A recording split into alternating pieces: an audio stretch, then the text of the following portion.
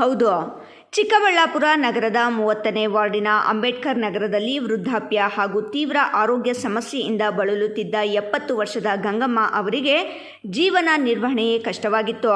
ವೈದ್ಯಕೀಯ ಚಿಕಿತ್ಸೆ ಹಾಗೂ ಅಗತ್ಯ ಔಷಧಿಗಳನ್ನು ಖರೀದಿಸಲು ಆರ್ಥಿಕ ಸಂಕಷ್ಟ ಎದುರಾಗಿತ್ತು.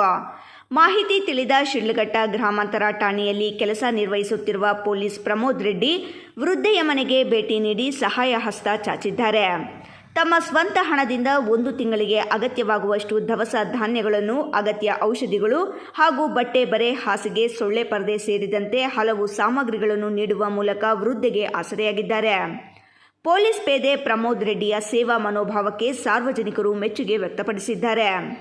ಇನ್ನು ಪ್ರಮೋದ್ ರೆಡ್ಡಿ ಇದೇ ರೀತಿ ಹಲವು ಸಮಾಜ ಸೇವೆ ಮಾಡಿಕೊಂಡು ಬಂದಿದ್ದು, ಇಂತಹ ಸೇವಾ ಕಾರ್ಯಗಳು ಸಮಾಜದಲ್ಲಿ ಮಾನವೀಯತೆಯ ಸಂದೇಶವನ್ನು ಸಾರುತ್ತಿವೆ. ಪೊಲೀಸ್ ಎಂದರೆ ಕೇವಲ ಕಾನೂನು ಸುವ್ಯವಸ್ಥೆಯ ರಕ್ಷಕನಲ್ಲ, ಸಮಾಜದ ಸಂಕಷ್ಟದಲ್ಲಿರುವವರಿಗೂ ಆಸರೆಯಾಗಬಹುದು ಎಂಬುದಕ್ಕೆ ಈ ಘಟನೆ ಸಾಕ್ಷಿಯಾಗಿದೆ. ಎಲ್ಲರಿಗೂ ನಮಸ್ತೆ. ನನ್ನ ಹೆಸರು ಮಂಜುನಾಥ್ ಅಂತ, ಅಂಬೇಡ್ಕರ್ ನಗರ ವಾರ್ಡ್ ನಂಬರ್ 30 ಚಿಕ್ಕಬಳ್ಳಾಪುರದಿಂದ ಮಾತಾಡ್ತಾ ಇದ್ದೀನಿ.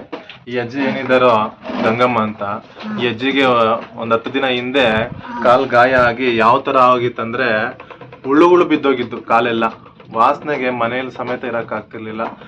ಇವ್ರ ಮೊಮ್ಮಗಳು ನನಗೆ ಫೋನ್ ಮಾಡಿ, ಅಣ್ಣ ನಮ್ಮ ಅಜ್ಜಿಗೆ ಈ ಥರ ಕಾಲು ಗಾಯವಾಗಿದೆ ಅಂತ ಹೇಳಿದಾಗ ನಾನು ಬಂದು ನೋಡಿದ್ರೆ ಗಾಯದಿಂದ ಹುಳುಗಳು ಕೆಳಗಡೆ ಉದುರ್ತಾ ಇದೆ.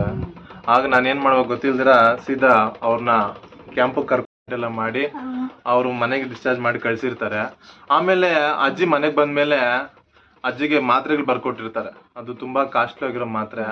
ಅಜ್ಜಿ ಇವ್ರಿಗೆ ಅದನ್ನ ತಗೊಳ್ಳೋಷ್ಟು ಶಕ್ತಿ ಇರಲ್ಲ. ಯಾರಿಗೆ ಮೊಮ್ಮಗಳಿಗಾಗಲಿ ಮನೇಲಿ ಇವ್ರು ಯಾರು ಕೆಲ್ಸಕ್ಕೆ ಹೋಗಲ್ಲ, ತುಂಬ ಕಡು ಬಡವರು, ಮಾತ್ರೆಗಳು ತಗೊಳ್ಳೋ ಶಕ್ತಿ ಇರಲ್ಲ. ಆಗ ನಾನು ಪ್ರಮೋದ್ ರೆಡ್ಡಿ ಸರ್ಗೆ ಫೋನ್ ಮಾಡಿದೆ. ಸರ್ ಈ ಥರ ಇದೆ, ಅಜ್ಜಿಗೆ ಮೆಡಿಸನ್ ಬೇಕಂತ ಫೋನ್ ಮಾಡಿದಾಗ ಸರ್ ಇಮಿಡಿಯೇಟ್ಲಿ ವಿತಿನ್ ಅರ್ಧ ಗಂಟೆಯಲ್ಲಿ ಬಂದು ಅಜ್ಜಿಗೆ ಡಾಕ್ಟರ್ ಸಜೆಷನ್ ಮಾಡಿರೋಲ್ಲ ಮಾತ್ರೆಗಳು ಮತ್ತು ಅಜ್ಜಿಗೆ ನೆಲದಲ್ಲಿ ಮಲಗ್ತಿರೋದನ್ನು ನೋಡಿ ಅವ್ರಿಗೆ ಹಾಸಿಗೆ ಮತ್ತು 1 ತಿಂಗಳಿಗೆ ಬೇಕಾಗಿರೋ ರೇಷನ್ ಐಟಮು ಮತ್ತು ಸೊಳ್ಳೆ ಪರ್ದೆ ಎಲ್ಲವನ್ನು ಕೊಡಿಸಿರ್ತಾರೆ.